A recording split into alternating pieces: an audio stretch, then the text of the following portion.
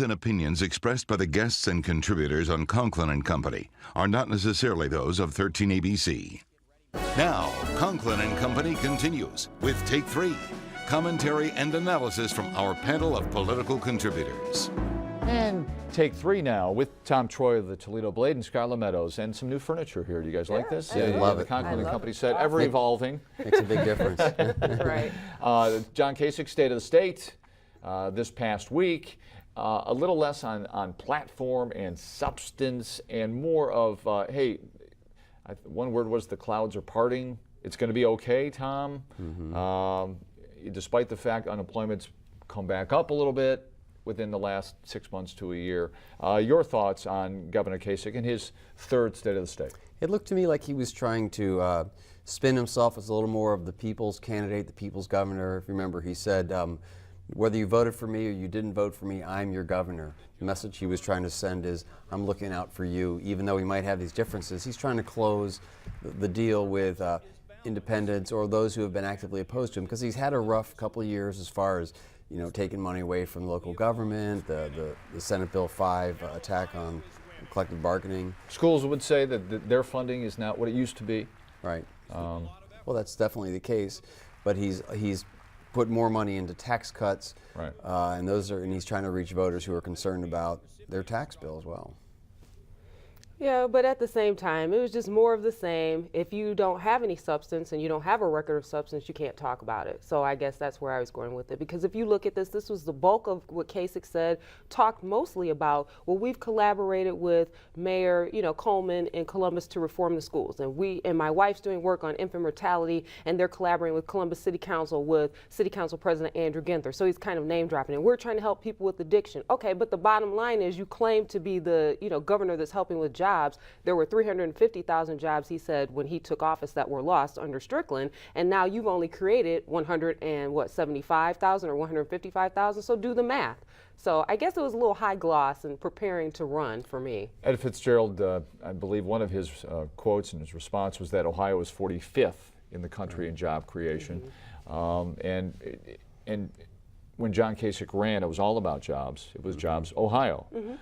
So with that ammunition, we have a horse race, do we not, Tom Troy? Right. Oh, certainly we do. And the last Quinnipiac poll showed Kasich with 43% to 38% for Fitzgerald. And Fitzgerald's numbers you have to partially chalk up to not being known. He's never run statewide. The voters in the state are just gradually becoming aware of this campaign. So I think that puts them pretty close. 50% is where you're pretty sure you're safe for re-election, and that's where every candidate wants to be. Kasich is 7 points away from that. The good news is there's still, whatever the other number is, 18 or 19% that will decide the race. Right. And there's another candidate out there, the Libertarian, who will probably take 5 points, 3 points away from Kasich. Doesn't help Kasich at all. Charlie Earl, Bowling Green.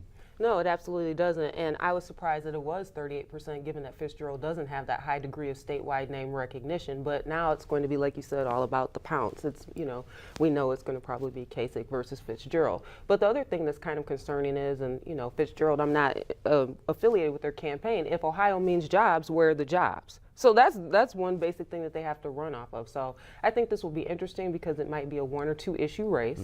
And like you said, the Quinnipiac poll and some other polls are showing it much closer, too close for comfort. At this point, and plenty of time for that room, that difference to be made up.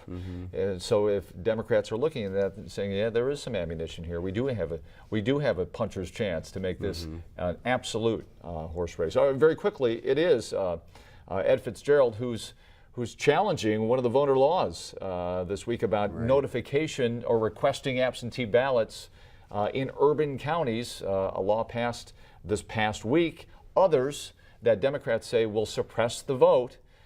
So a big source of contention there, Tom. Well, what's happened is Husted has established some rules, and there's also been a couple of voting laws passed.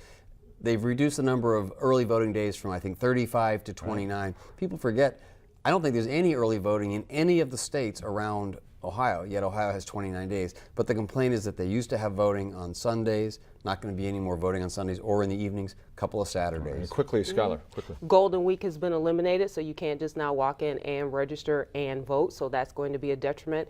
And what was the big deal with Sunday? I'd like to see some evidence-based information on that to see why they eliminated it. Too quick. Thanks for coming in as always. Thank Tom Troy, you. Skylar Meadows. Have a great Sunday, everybody. Get the shovels out. Maybe one last time today. We'll see you.